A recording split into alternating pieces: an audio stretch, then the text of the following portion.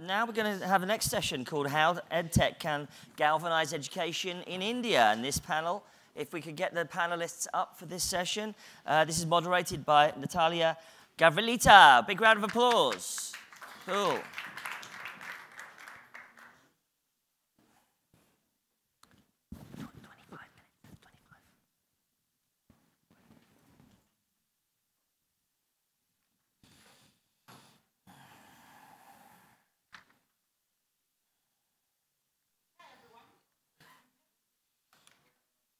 Is this on?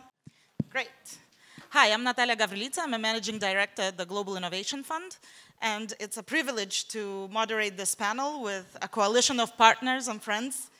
We're going to speak today about the opportunity that the scaling of personalized and adaptive learning technologies in India presents for the advancement of our understanding of how children learn.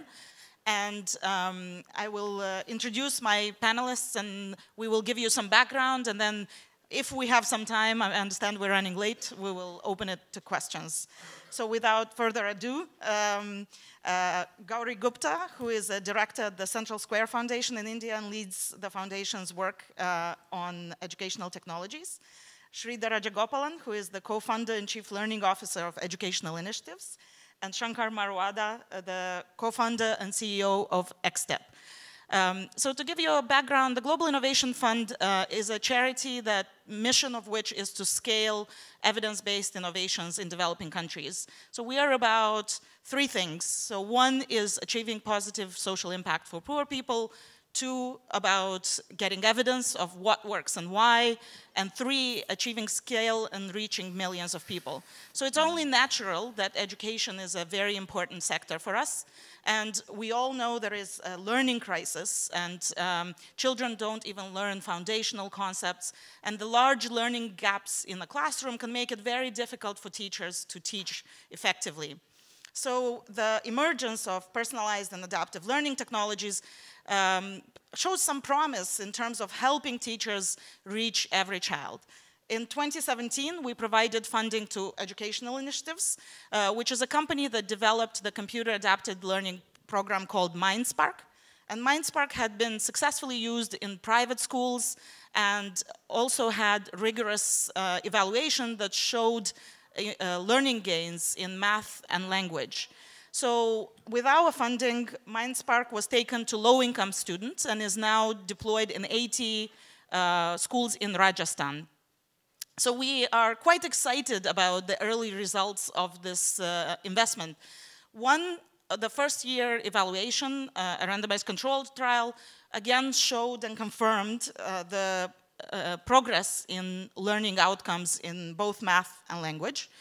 And perhaps even more excitedly, this is the operational learnings from implementing this in government schools is already feeding into the guidance provided by the government of India on procuring personalized and adaptive technologies. And the state of Andhra Pradesh was the first state in India to make a procurement call. But what we're here to speak about, as exciting as these developments are, and I have a briefing note that I can share to those interested, and you can read about these developments, but we actually have an objective that goes beyond that. We think that the scale-up of personalized and adaptive technologies can actually provide very rich analytical data about learning and can help us create a body of knowledge about how students learn. So through a so-called science of learning library. So I will ask a couple of questions to try and disentangle sort of all this background information that I provided and try to understand what this science of learning library is. So I think I'll turn to Sridhar first. As I said, MindSpark was successful in private school settings. But when we invested, you just started going to government schools and taking MindSpark to low-income students. And now you are, I think, deploying MindSpark in 185 government schools across 6 states and reaching 37,000 children. So can you tell us more about sort of what is important about it being personalized and adaptive, and what type of data does it provide, and why is it important for science of learning?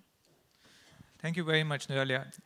I think that was a very nice introduction that kind of talks about the scope, what we can achieve, and also the opportunities. It is not just EdTech and the students who use it, but how it can be used and relevant beyond that.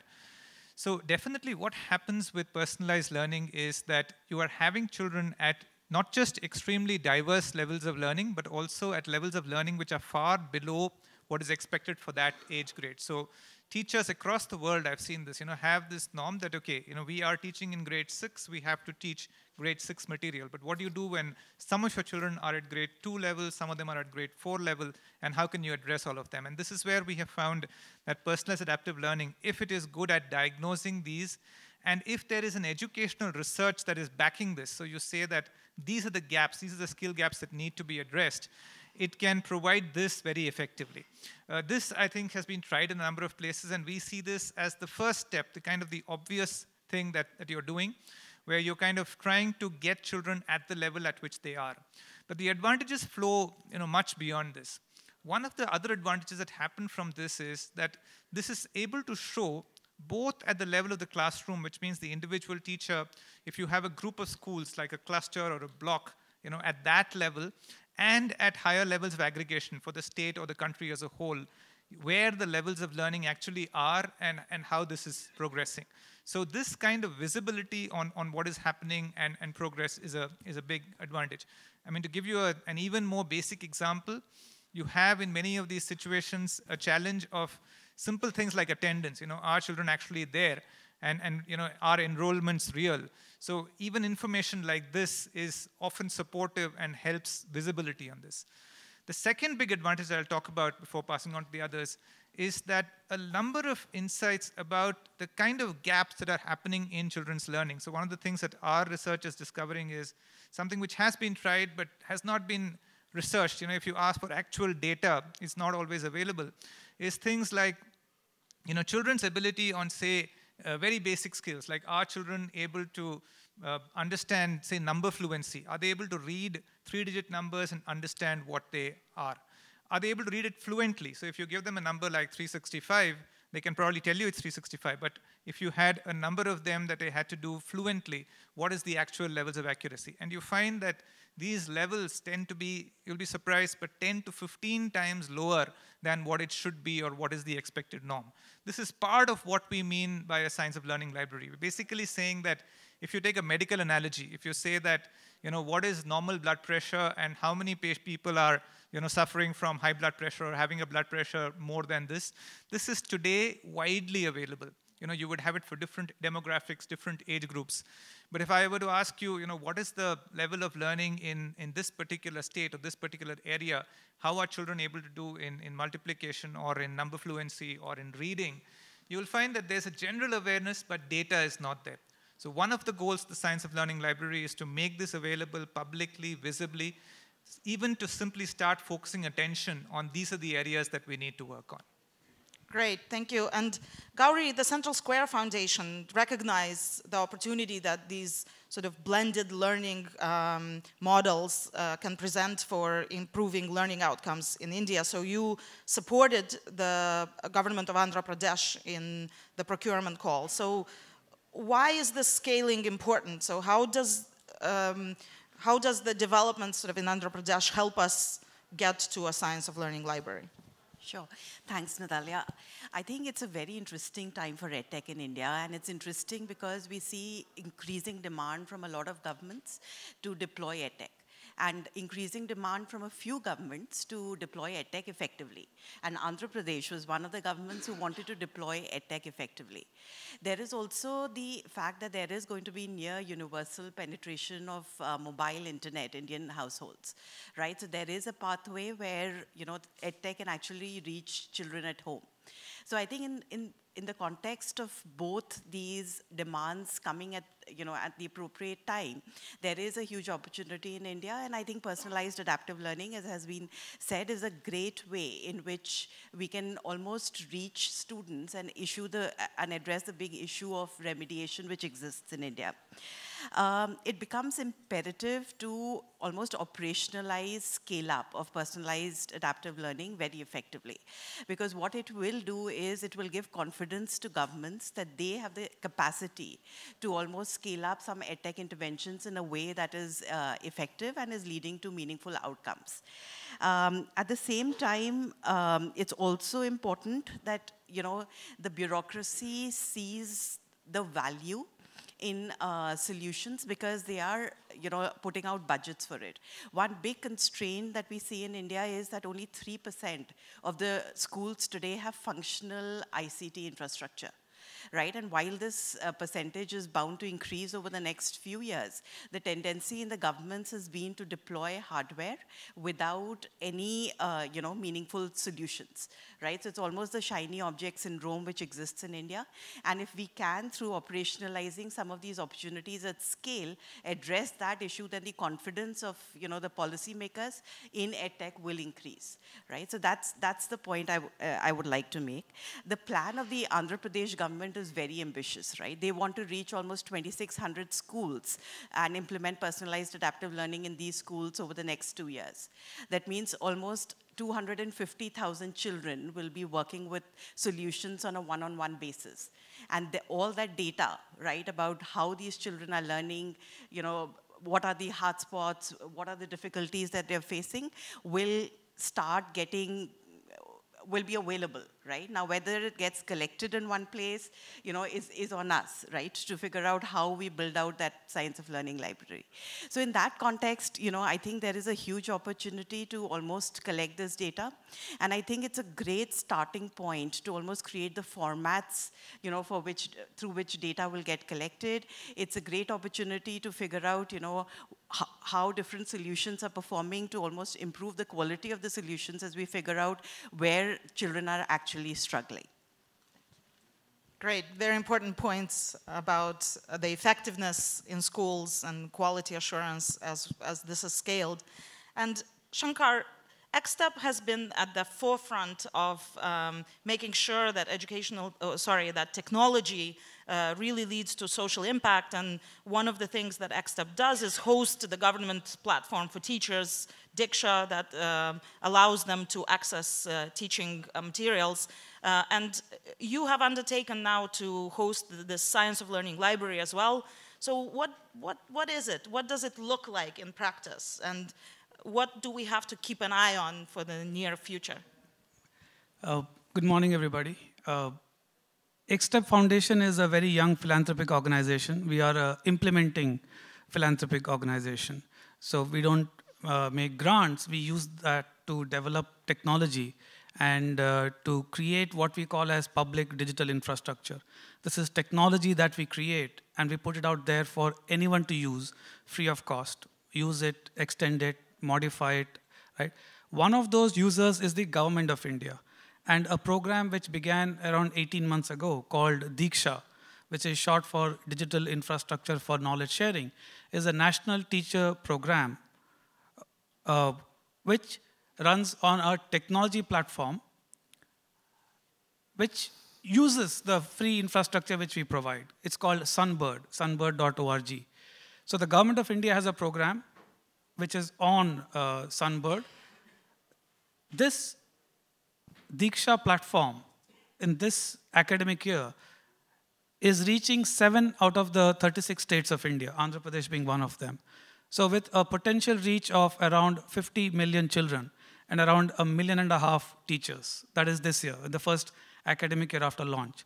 Next year, that number is going up to 28 states. And by next year, I mean this June, July of 2019. And the year after that, likely around 220 million children. The point is, Diksha is creating national digital highways of learning in India, which means high quality content, personalized solutions can all ride on top of this highway. And Andhra Pradesh is experimenting already with a personalized adaptive learning solution. So when you're thinking of EdTech at scale, it is different from looking at a solution that works, an app, a portal, a website that works, and then scaling that to 200 million. You need to think about the underlying standards of data interoperability. What is the way in which various systems can talk to each other? How can the same underlying platform, in this case, the Government of India's platform, can be used by multiple states? What are some of the data sharing concerns that they would have? So those are the focus areas of EdTech Foundation. And now we are partnering with Central Square Foundation, MindSpark Education Initiative, GESF, and many others to see how can we look at scaling up a lot of the PAL solutions that exist. There's some wonderful work, but the challenge is how do you scale up? While Sridhar and many others are real experts in this, this is not our expertise. Our expertise is to understand what should be the data exchange protocols so that government systems can share learning data without sharing data of the children. That's a big care of the government at population scale, right? So those are some of the problems that we are solving through the AP pilot. And once those protocols and standards are created, any state is free to use them in a way that the state owns the data, yet the personalized solution providers can provide the solutions, get the data on effectiveness, and keep improving the solutions. And importantly, the government has the option of looking at multiple solution providers and not be locked into any one. So it's exciting times, and we're really looking forward to doing a lot of work on this in the next 2 years. Thank you. And you mentioned about all the complex issues around data interoperability, but more importantly, there are even issues about sort of how do we think about foundational concepts? What is the taxonomy of sort of the key learning concepts, and then what are the key misperceptions? How will this sort of, like from a user perspective, who are the users and how can they interact with the learnings that all this rich data is providing? Excellent question. So let's say MindSpark has got a lot of data and insights around, let's say, fractions are a blind spot. Fractions are a difficult concept, right? They need to put it somewhere. That somewhere is science of learning. But science of learning library is not necessarily something that is owned by any one of us. It is a public good where MindSpark publishes onto it that here are my learnings in a structured manner, that fraction in Andhra Pradesh, we finding problems at grades 5, 6, and 4. Now, someone else could then consume that data in a structured manner, right? The advantage of the underlying standards is they know that this problem was discovered in Andhra Pradesh by MindSpark.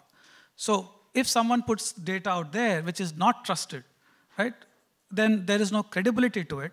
Others need not use it. This does not. So MindSpark does not need to convince everybody. Not everybody has to be in a room like this to say, what have you learned, what have you published? Simple analogy is how stock markets work, right? In the olden days, you go into a room and you say, I want to buy this share, I want to sell this share. It was all physical. Now you digitally broadcast that I want to sell this share, and somebody catches it and says that, okay, I want to buy that share. So that's how we're looking at it, as a digital space, as a digital library, where anyone can publish, anyone can consume, but there are credibility or credentials attached to various pieces of content, so that it's not too different from how you buy things on Amazon. You don't know the seller, but you see ratings of others, and then you consume a book. In this case, you will consume a piece of knowledge or insight or data. That's the thinking now. Next 6 months, we should make a lot more progress on that. Great. One more follow-up question, and then maybe I'll open up to the audience for 5 minutes. Sridhar, I know you've already started working on some products. So can you give us some early insights? And then how does this compare with sort of the body of knowledge that exists out there in the world? I mean, we have learned a lot about sort of learning trajectories and individualized pathways. How does this sort of add to the global body of knowledge? Yeah, a great question. And I'm just going to build on what Shankar already said and Natalia pointed us to. So, if you look at medicine and doctors, if you go back about 80 or 90 years, you were not well, you would go to a doctor, and this doctor would then do something, diagnose you. Typically, they wouldn't actually do a formal test like we do today, but they would ask you questions. Maybe they would look at your tongue, and then they would actually formulate medication and give it to you, right? So you would get a bottle from the doctor with instructions on having it. It didn't have a name. You could not go to a different chemist. If you went to a different doctor, he would need to understand what was the thing. The doctor kind of did the whole thing. There was no ecosystem as such. And he actually and hopefully cured you. In fact, a lot of research now shows that he probably was not going to be very successful in curing you, because a lot of the things that we know today and the forms of diagnosis do not exist. Now, what happens today? Today, if you're not well, you go to a doctor. The doctor might prescribe a test. You take that sheet of paper or maybe electronic thing and go to any lab. That lab will perform the test. You can actually go back to a different doctor who knows what was the test and what the result was with, and he's able to prescribe a medication to you. You take that medication to any chemist anywhere in the world, mind you, and they can give you the medication for it, right? So this ecosystem exists, but why does it exist? It exists because this common language exists that all these different people are able to use. Now, does this work in education? Suppose you take your school test marks and you say, I got 13 on 20 on the fractions test in my school. Can you take it to an EdTech software that understands what this 13 on 20 means? First of all, is 13 on 20 a meaningful thing at all?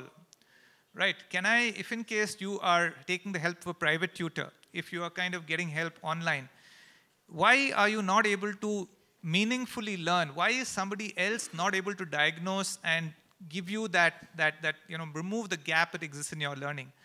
Many reasons, but the primary one is that this language does not exist. What are the skills in fractions?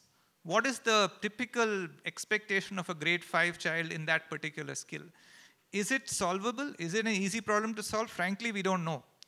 So if you look, and we've also looked at how these things developed in medicine. But this is the basic vision. And Natalia asked about early progress. So for example, one of the things that we are finding is that learning levels, if you look at very low grades, you look at children up to grade 3 and 4, it's becoming very clear that the kind of basic skills that children need to acquire are not necessarily the same as what is kind of overtly conveyed in the class. And very often what happens is that children move on because of time, right? You have to start learning. You start doing multiplication. You may not have acquired the basic skills. So what we have now started getting is actual data on those skills, what they are, based a lot on global research. So that's where the global research has been, something that we are just building on. But then actual data, actual levels of what are the benchmarks that we need to achieve, how does it differ in different places. And the idea is to make this publicly available so everybody can say that 1, these are the skills, 2, this is where we are, and 3, these are the ways that we can improve them. So it's a long journey, but I think we are making important steps towards that. I almost feel sorry for my son, because I think if there was a lot of EdTech when I went to school, there would have been some subjects where there would have been some gaps. So now we're going to know the gaps in specific concepts and specific subjects. I don't know. So I'll just use 5 minutes to open it up if you have questions in the public. Thank you. A question about MindSpark. A lot of learning happens on a social interaction basis as well. When you have children in a classroom and everyone is at a different level, is a social element still present? Is it still encouraged?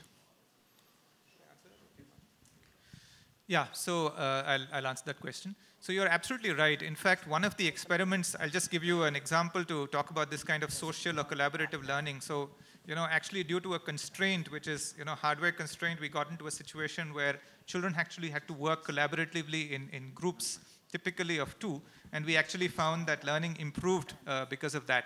But yes, so there are a number of mechanisms through which this kind of collaborative learning, social learning, or working with a group of children actually turns out to be more effective, because the role of peers in this kind of learning turns out to be equally or even more effective sometimes than the teacher who's giving this.